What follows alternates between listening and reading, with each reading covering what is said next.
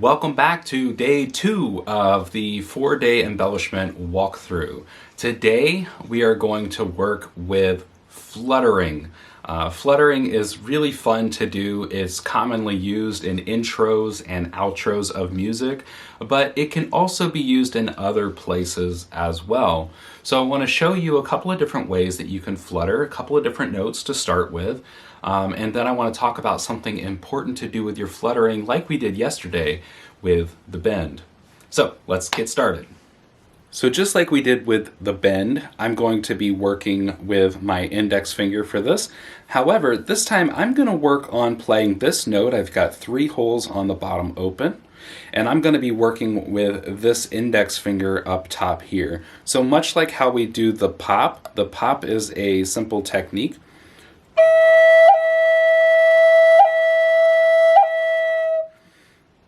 The pop is just 1. Now the flutter is the plural version of the pop, and so we're going to be using this finger a lot faster and more frequently.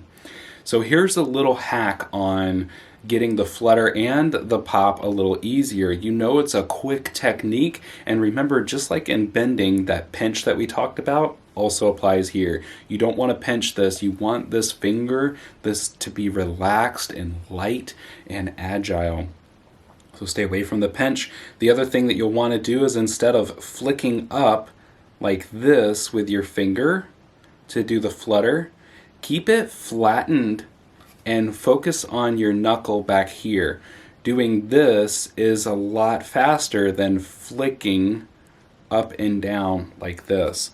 So just a little bit, a little secret there, I guess, to get that to be really fast. And the other thing is, I'm not coming way up here to do this. I'm sticking very close to the flute. It does not take a lot to open up and make this happen. So with this, here we go. I'm going to jump right into the flutter. Pay attention to what my finger's doing here.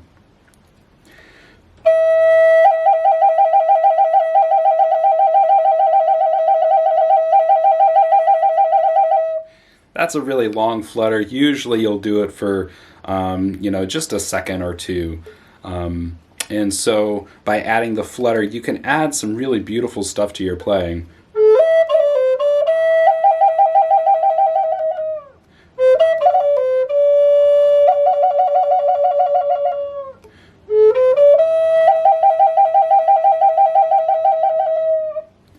Now, there's one more thing to add to the flutter that's going to make it more dynamic and emotive. This is something that I love teaching and I love working with in my own flute journey, and that is working with volume and vibrato. We won't work with vibrato too much here on the flutter because there's already a lot going on, but volume, by fading in and out, just like we did with bending. We got the bend down and then we added a layer to it.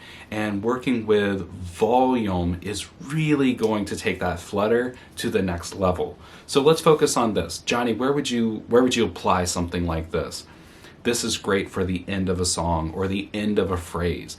So watch what happens next. I'm going to keep my flutter rate, so that's my finger moving up and down, the same, but my volume will go down.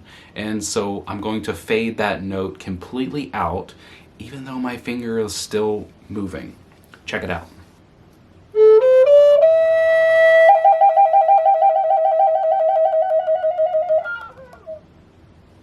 There you go, working with volume. Now you can experiment with fading in and out with that, working with the rate in which your finger is moving to make that flutter happen. So play around with it, give yourself some permission to have liberty with working with the flutter.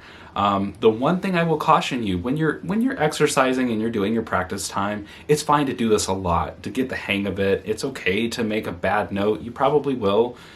I still do.